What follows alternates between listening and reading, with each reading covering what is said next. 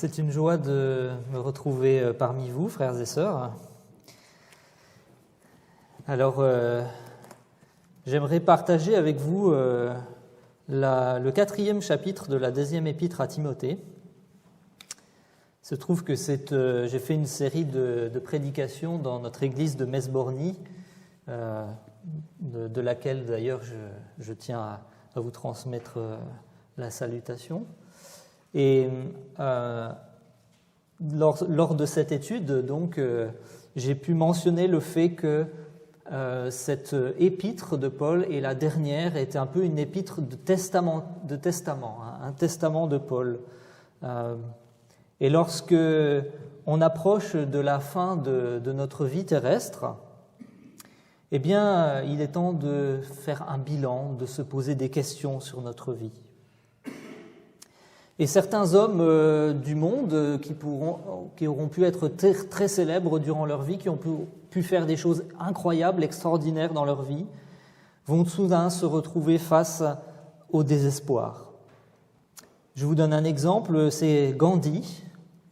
Gandhi, lui, qui est quelqu'un qui est reconnu dans le monde, qui a été reconnu dans le monde pour ses actions, il dit à la fin de sa vie: pour la première fois en 50 ans, je me retrouve dans l'abîme du désespoir. Tout en moi n'est qu'obscurité. Je prie pour la lumière. Alors, dans cette dernière épître de Paul à Timothée, nous allons voir quel bilan Paul, lui, il tire de sa vie. Et que lui, il n'a pas cette vision pessimiste de l'avenir, mais qu'au contraire, il est rempli d'espérance. Et à travers cela, j'aimerais qu'on se pose la question et qu'on puisse se poser cette question: quel bilan je peux tirer de ma vie, même si nous n'en sommes pas tous arrivés au soir de notre vie? Est-ce que ma vie a été transformée par Jésus-Christ? Est-ce qu'elle l'est toujours? Et quel héritage je veux laisser derrière moi? Je vous invite à prier.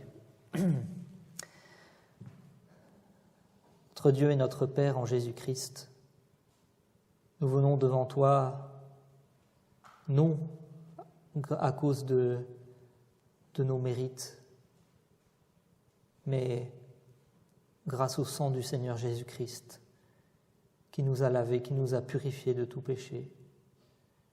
Nous voulons encore devant toi ce matin pour nous laisser instruire par toi, par ta parole, nous laisser reprendre, nous laisser corriger, nous laisser instruire, encourager, pour que nous puissions marcher d'une manière digne de toi. Seigneur, je te prie que tu nous assistes, que tu m'assistes par ton Saint-Esprit et que nous puissions être transformés par cette parole. Au nom de Jésus. Amen. Voilà, je vous invite à lire le chapitre de 2 Timothée 4 en entier. Je t'en conjure devant Dieu et devant Jésus-Christ, qui doit juger les vivants et les morts, et au nom de son avènement et de son royaume, prêche la parole. Insiste en toute occasion, favorable ou non. Reprend, censure, exhorte avec toute douceur et en instruisant. Car il viendra un temps où les hommes ne supporteront pas la saine doctrine, mais ayant la démangeaison d'entendre des choses agréables, ils se donneront une foule de docteurs selon leurs propres désirs. Ils détourneront l'oreille de la vérité et se tourneront vers les fables. Mais toi, sois sobre en toutes choses, supporte les souffrances, fais l'œuvre d'un évangéliste, remplis bien ton ministère. Car pour moi, je sers déjà de libation et le moment de mon départ approche. J'ai combattu le bon combat. J'ai achevé la course. J'ai gardé la foi. Désormais, la couronne de justice m'est réservée. Le Seigneur, le juste juge, me la donnera dans ce jour-là. Et non seulement à moi, mais encore à tous ceux qui auront aimé son avènement. Viens au plus tôt vers moi, car Démas m'a abandonné par amour pour le siècle présent, et il est parti pour Thessalonique. Crescens s'est allé en Dalmatie, Tite en Dalmatie, Luc seul est avec moi. Prends Marc et amène-le avec toi, car il m'est utile pour le ministère. J'ai envoyé Tychik à Éphèse. Quand tu viendras, apporte le manteau que j'ai laissé à Troas, chez Carpus, et les livres, surtout les parchemins. Alexandre, le forgeron, m'a fait beaucoup de mal. Le Seigneur lui rendra selon ses œuvres. Garde-toi aussi de lui, car il s'est fortement opposé à nos paroles. Dans ma première défense, personne ne m'a assisté, mais tous m'ont abandonné. Que cela ne leur soit point imputé. C'est le Seigneur qui m'a assisté et qui m'a fortifié, afin que la prédication soit accomplie par moi et que tous les païens l'entendent. Et j'ai été délivré de la gueule du lion. Le Seigneur me délivrera de toute œuvre mauvaise, et il me sauvera pour me faire entrer dans son royaume céleste. À lui soit la gloire au siècle des siècles. Amen. Salut Prisca et Aquilas, c'est la famille de Nésiphore. Éraste est resté à Corinthe et j'ai laissé Trophime malade à Milet. Tâche de venir avant l'hiver. Eubulus, Pudens, Linus, Claudia et tous les frères te saluent. Que le Seigneur soit avec ton esprit, que la grâce soit avec vous. Alors pour replacer le contexte de cet épître, nous arrivons à la fin de vie de Paul. Paul est en prison. Il souffre à cause de la prédication de l'Évangile. Il est donc emprisonné injustement et malheureusement, il est abandonné de tous, quasiment, ses frères et sœurs qui jusqu'ici le soutenaient. Et quelle va être son attitude ? Est-ce qu'il va s'apitoyer sur lui-même ? Est-ce qu'il va regarder à lui ? Est-ce qu'il va regarder à ses souffrances ? Non. On voit à travers ce chapitre à quel point il est porté vers l'espérance de l'avenir. Paul est rempli d'espérance. Alors qu'il est dans une situation difficile, alors qu'il est en fin de vie, il sait que la fin approche. Alors j'aimerais quand même qu'on se rappelle de quelle a été la vie de Paul. Lisons ensemble quelques versets dans Actes au chapitre 8 et au chapitre 9, le début du chapitre 8 et le début du chapitre 9.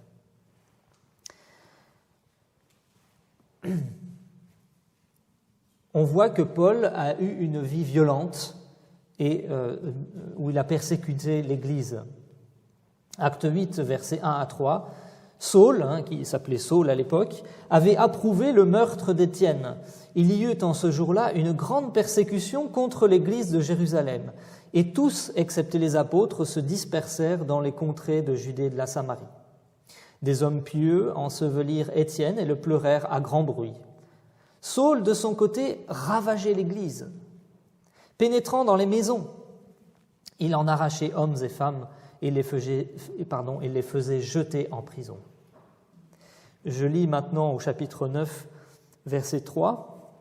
On voit que Paul a eu cette vie violente au départ, mais qu'il a été saisi par Jésus-Christ. Il a été transformé par Jésus-Christ. Acte 9, verset 3. Comme il était en chemin et qu'il approchait de Damas, tout à coup, une lumière venant du ciel resplendit autour de lui. Il tomba par terre et il entendit une voix qui lui disait « Saul, Saul, pourquoi me persécutes-tu » Il répondit « Qui es-tu, Seigneur ?» Et le Seigneur dit « Je suis Jésus que tu persécutes. » Tremblant et saisi d'effroi, il dit « Seigneur, que veux-tu que je fasse ?» Et le Seigneur lui dit « Lève-toi, entre dans la ville et on te dira ce que tu dois faire. » Les hommes qui l'accompagnaient demeurèrent stupéfaits. Ils entendaient bien la voix, mais ils ne voyaient personne.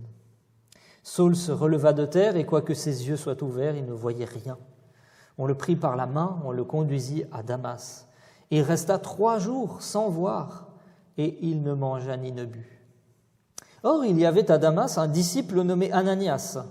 Le Seigneur lui dit dans une vision, « Ananias !» Il répondit, « Me voici, Seigneur. » Et le Seigneur lui dit, « Lève-toi, va dans la rue qu'on appelle la droite, et cherche dans la maison de Judas un nommé Saul de Tarse, car il prie et il a vu en vision un homme du nom d'Ananias qui entrait et qui lui imposait les mains afin qu'il recouvre la vue. » Ananias répondit, « Seigneur, j'ai appris de plusieurs personnes tous les maux que cet homme a fait à tes saints dans Jérusalem, et il a ici des pouvoirs de la part des principaux sacrificateurs pour lier tous ceux qui invoquent ton nom. » Mais le Seigneur lui dit, « Va, car cet homme est un instrument que j'ai choisi pour porter mon nom devant les nations, devant les rois et devant les fils d'Israël. Et je lui montrerai tout ce qu'il doit souffrir pour mon nom. » Ananias sortit, et lorsqu'il fut arrivé dans la maison, il imposa les mains à Saul en disant, « Saul, mon frère, le Seigneur Jésus, qui t'est apparu sur le chemin par lequel tu venais, m'a envoyé pour que tu recouvres la vue et que tu sois rempli du Saint-Esprit. » Au même instant, il tomba de ses yeux comme des écailles et il recouvra la vue. Il se leva et fut baptisé, et après qu'il eut pris de la nourriture, les forces lui revinrent. Saul resta quelques jours avec les disciples qui étaient à Damas, et aussitôt, il prêcha dans les synagogues que Jésus est le Fils de Dieu.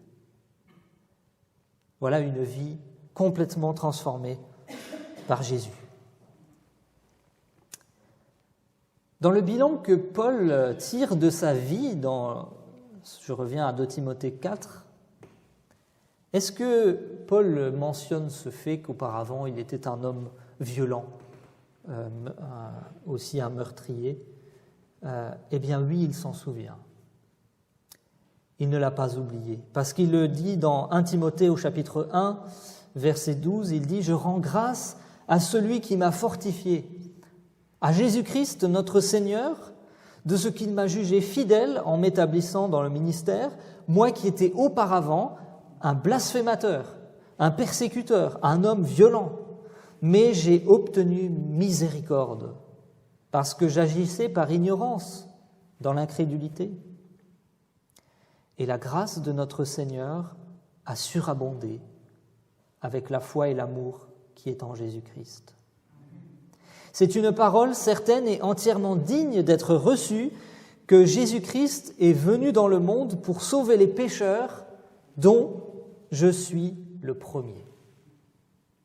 Mais j'ai obtenu miséricorde, afin que Jésus-Christ fasse voir en moi le premier toute sa longanimité, pour que je serve d'exemple à ceux qui croiraient en lui pour la vie éternelle.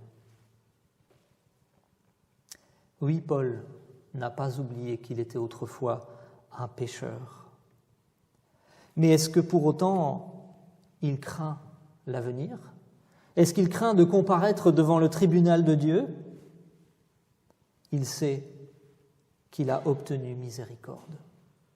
Il sait qu'il a obtenu le pardon de ses péchés par le Seigneur Jésus-Christ.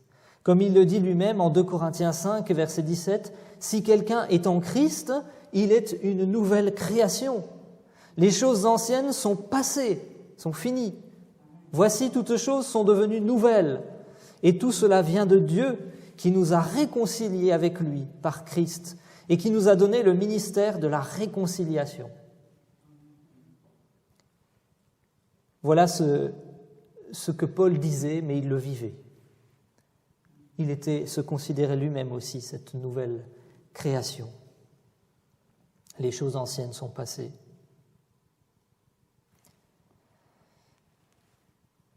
Paul a beaucoup souffert dans sa vie aussi, à cause du témoignage de Jésus. Dans 2 Corinthiens 11,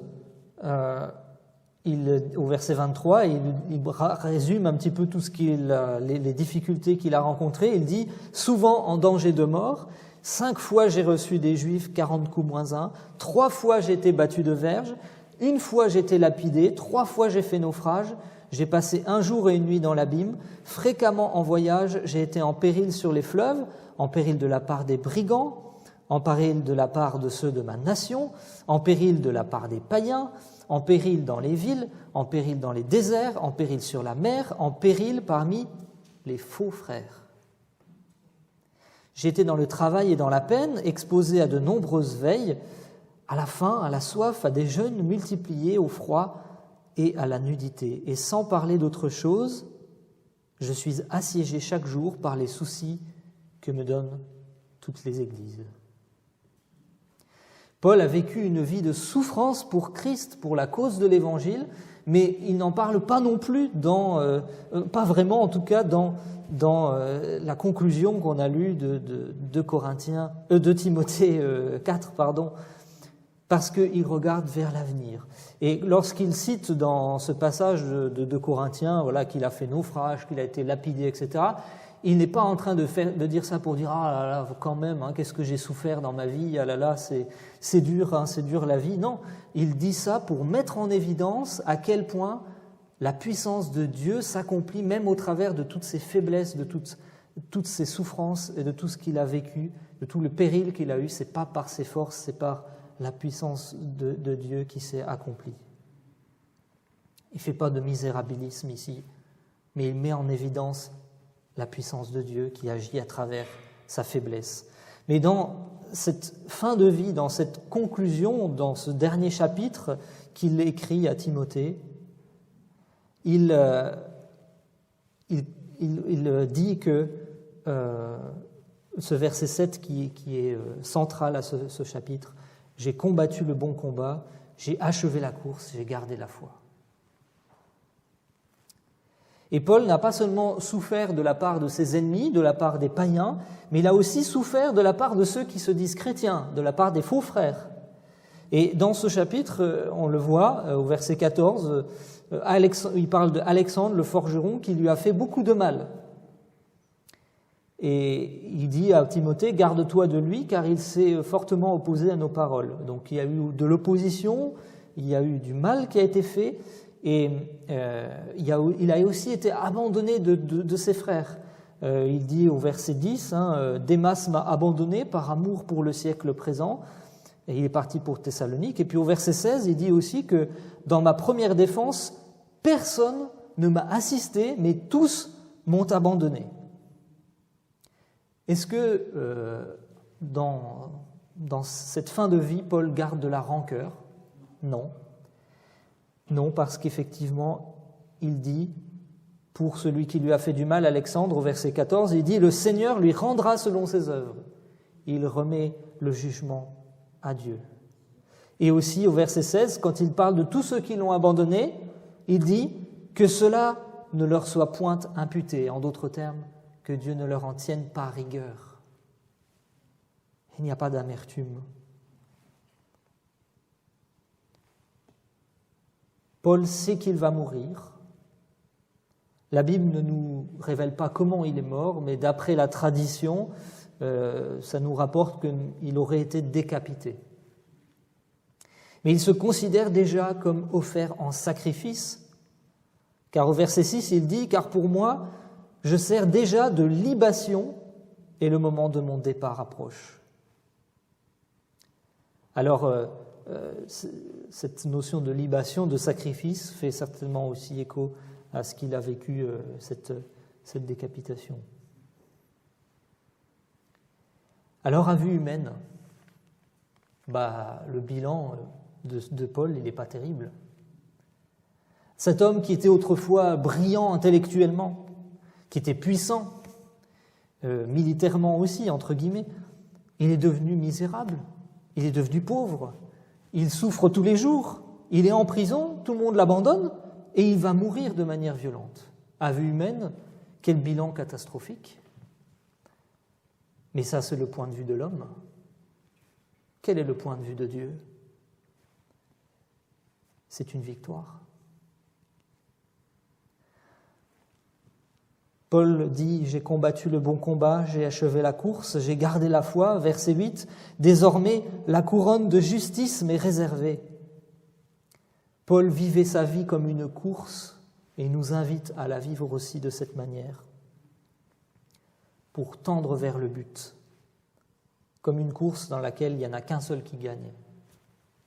Ça ne veut pas dire qu'il n'y a qu'une personne qui sera sauvée, mais qu'il faut qu'on avance dans notre vie chrétienne comme si c'était une course où il n'y en a qu'un seul qui gagne. Dans Philippiens 3, au verset 8, Paul disait « Je regarde toute chose comme une perte à cause de l'excellence de la connaissance de Jésus-Christ mon Seigneur, pour lequel j'ai renoncé à tout, et je les regarde comme de la boue afin de gagner Christ, et d'être trouvé en lui, non avec ma justice, celle qui vient de la loi, mais avec celle qui s'obtient par la foi en Christ, la justice qui vient de Dieu par la foi. Ainsi, je connaîtrai Christ et la puissance de sa résurrection et la communion de ses souffrances, en devenant conforme à lui dans sa mort, pour parvenir, si je puis, à la résurrection d'entre les morts. Ce n'est pas que j'ai déjà remporté le prix ou que j'ai déjà atteint la perfection, mais je cours pour tâcher de le saisir, puisque moi aussi, j'ai été saisi par Jésus-Christ. Frères, je ne pense pas l'avoir saisi, mais je fais une chose. Oubliant ce qui est en arrière et me portant vers ce qui est en avant, je cours vers le but pour remporter le prix de la vocation céleste de Dieu en Jésus-Christ. Paul a persévéré dans cette course. Et maintenant que son départ approche, il peut dire « J'ai achevé la course, j'ai gardé la foi, la couronne de justice m'est réservée. » Paul est prêt à rencontrer son Dieu. Et dans ce verset 6 où il dit « Le moment de mon départ approche », le mot « départ » peut aussi être traduit par l'idée d'être délivré, relâché, libéré. C'est donc une complète victoire pour lui, même cette mort, pour entrer dans la présence de Dieu et recevoir de lui, comme il le dit, la couronne de justice. Et d'ailleurs, il pense aussi à nous, il n'est pas égoïste, il dit aussi que cette couronne de justice, elle la donnera non seulement à lui, mais aussi à tous ceux qui auront aimé son avènement.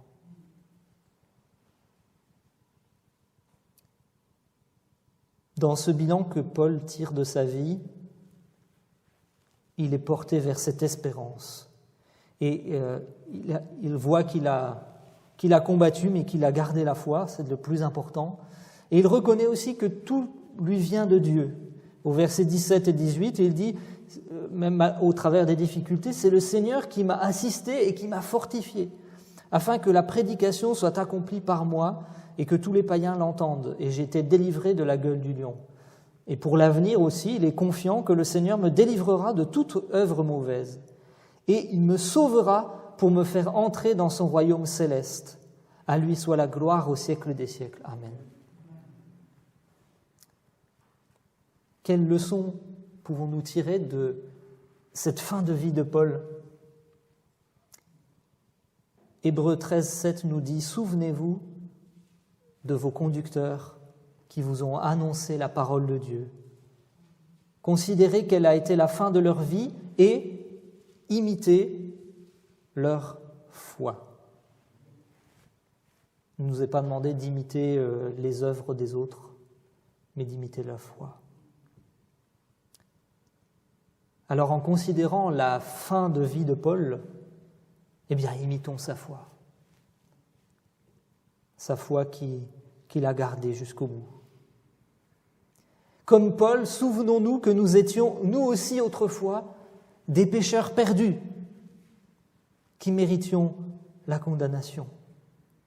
Mais souvenons-nous de comment Christ a transformé notre vie, comme Paul se souvenait aussi, comment Christ l'avait saisi, l'avait transformé.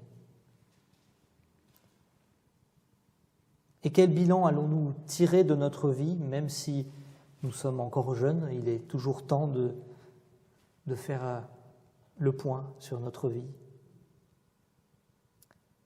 Est-ce que nous avons une vie approuvée par les hommes? Une vie de réussite sociale? Une vie remplie de biens matériels? Ou est-ce que nous avons une vie de souffrance pour Christ, mais approuvée de Dieu? Et est-ce que, comme Paul, nous considérons la mort comme une délivrance? Est-ce que la mort est pour nous la séparation douloureuse d'avec les choses de ce monde? Oui, bien sûr, personne n'aime quitter ses bien-aimés. Mais est-ce que nous considérons la mort comme une séparation douloureuse ou, comme Paul, nous nous rappelons que être avec Christ, c'est de beaucoup le meilleur?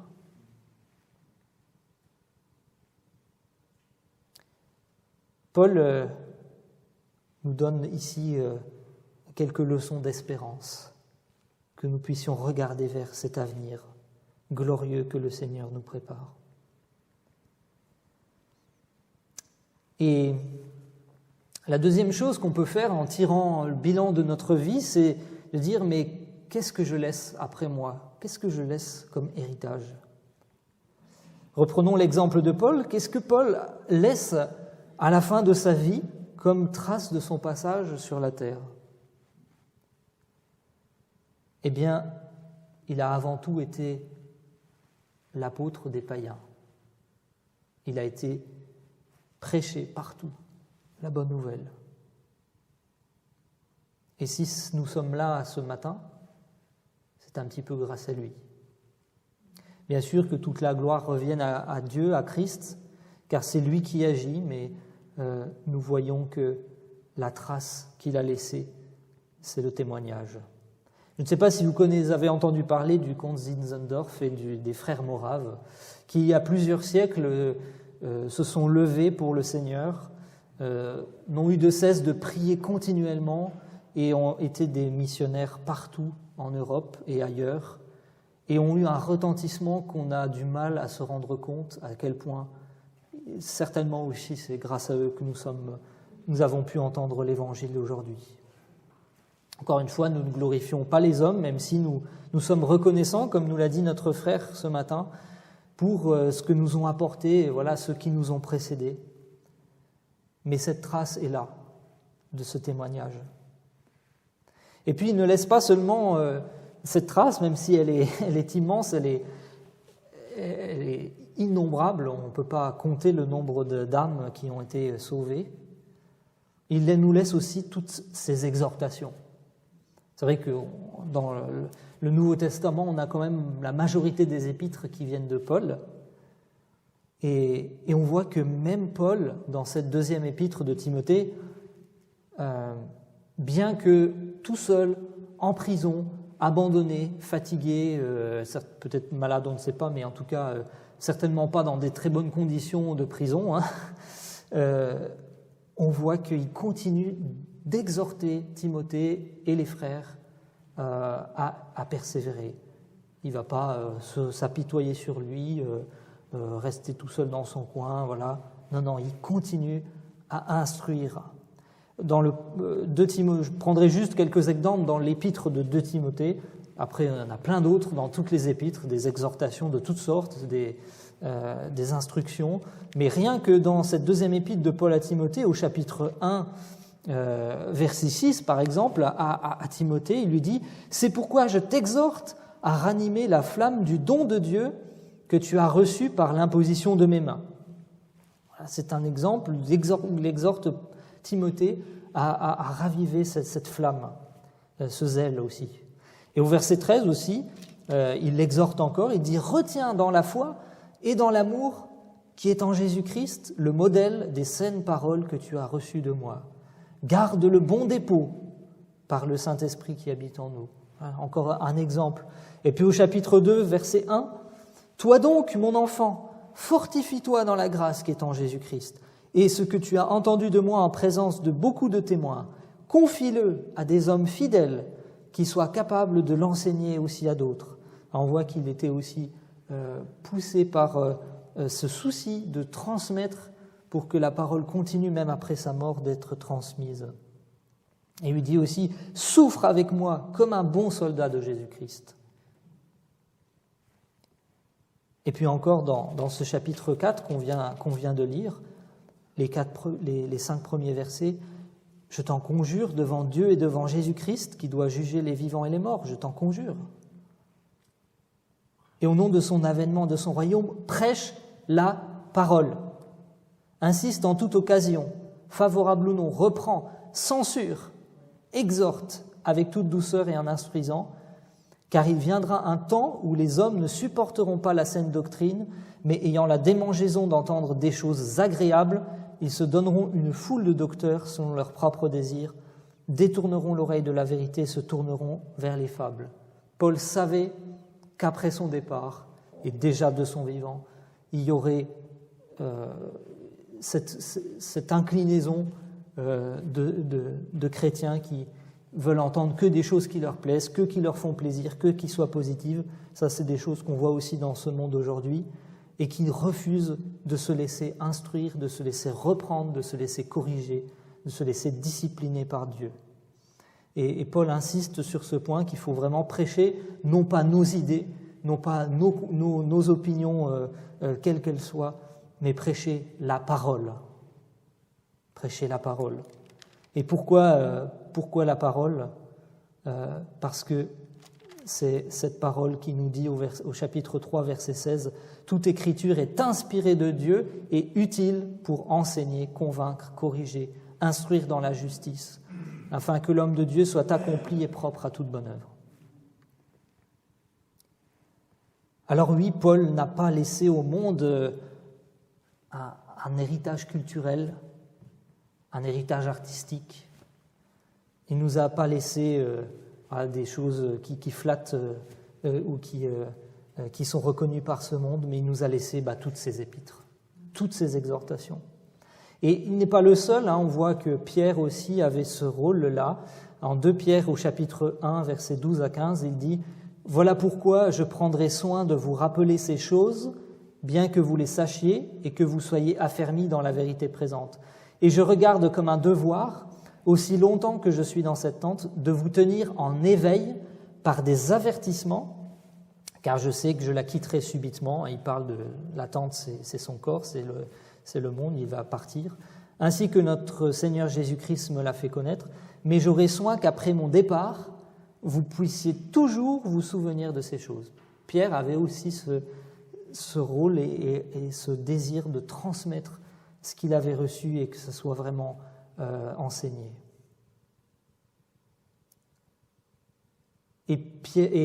Paul nous laisse vraiment cette idée de son attachement à la parole de Dieu. Je viens de le dire à travers ces premiers versets. Prêche la parole, insiste en toute occasion. Mais Paul a montré que c'était vraiment ça qui était important. Alors, est-ce que Paul, à l'arrivée à la fin de sa vie, il s'est installé pour prendre sa retraite tranquillement? Est-ce qu'il a pris le temps de se reposer? Non, on voit qu'il était toujours, même en prison, même dans les pires conditions, actif pour continuer de prêcher la parole, d'exhorter. Et il veut que Timothée y prenne ce relais aussi après lui. Alors, quelle leçon on peut tirer pour nous de cet exemple de Paul? Eh bien, qu'est-ce que je vais laisser derrière moi comme héritage? Est-ce qu'on se souviendra de moi pour avoir été fort sympathique ou je ne sais pas? Ou est-ce qu'on se souviendra de moi pour avoir été un témoin de Jésus-Christ?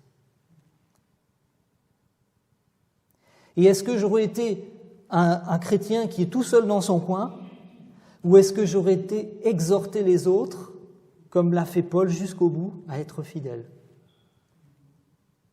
Et il n'y a pas que ceux qui sont derrière ce pupitre qui sont concernés par l'exhortation, parce qu'on est tous amenés à s'exhorter les uns les autres. Et est-ce qu'on se souviendra aussi de moi pour avoir transmis non pas mes idées, non pas mes convictions, mais est-ce qu'on se souviendra de moi pour avoir transmis la parole de Dieu à mon entourage, à mes enfants, à mes frères et sœurs, dans l'Église, à ma famille, à mes collègues, à mes voisins, etc.